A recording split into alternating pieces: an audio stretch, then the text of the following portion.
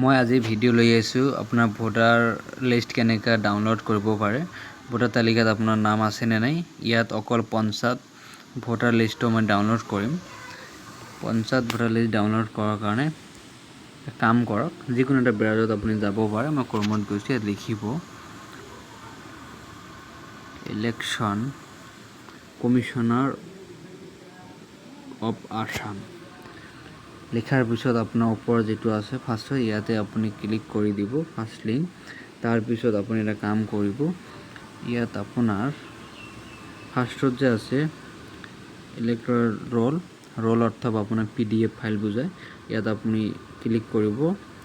Click কৰাৰ লগে লগে আপোনাৰ দুটা টেবত আহিব, 23 আৰু ইয়াতে 24-25 নিউ আছে।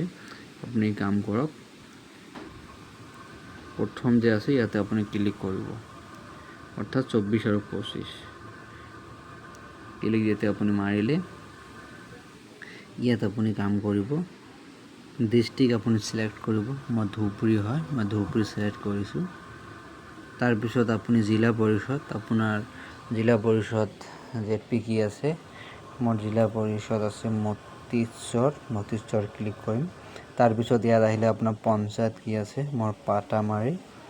তাৰপিছত সিলেক্ট ৱাৰ্ড নম্বৰ আপোনাৰ কিমান আছে সেইটো সিলেক্ট কৰিব। মোৰ আছিলে 9 মই ক্লিক কৰিলোঁ। তাৰপিছত আপোনাৰ সিলেক্ট পলিং ষ্টেচনছ, আপোনাৰ ভোট দিয়া আপোনাৰ স্কুলৰ নাম ক্লিক কৰিলোঁ। তাৰপিছত ইয়াত আপুনি ডাউনলোড বুলি লিখা আছে, তাতে আপুনি ক্লিক কৰি দিব। ক্লিক কৰি দিয়াৰ লগে লগে আহি যাব, এইখন হৈছে ভোটাৰ লিষ্ট। আপোনালোকে ডাউনলোড কৰিলে এই ওপৰত প্ৰিণ্ট বুলি লিখা আছে, ইয়াত আপুনি প্ৰিণ্টত ক্লিক কৰি দিব। প্ৰিণ্ট ক্লিক কৰি দিয়াৰ লগে লগে PDF ফাইল আহি যাব। ওপৰত আছে আপোনাৰ ইয়াতে আপুনি এটা ক্লিক কৰিব, এবাৰ সেভ এজ PDF মাৰিব। আপোনাৰ আহিব অলপ লোডিং হ'ব পাৰে চাগে, মোবাইল হিচাপত কিছুমান অলপ টাইম ল'ব। সেভ এজ PDF মাৰিব, তাৰপিছত সেভ আপোনাৰ ফাইলত যাব। এতিয়া আপুনি ওপেন কৰিব ভিউ। এইখিনি আজিলৈকে ভিডিঅ' যদি ভাল লাগে লাইক কৰক, শ্বেয়াৰ কৰক আৰু চেনেলত যদি নতুন হয় সাবস্ক্ৰাইব কৰক।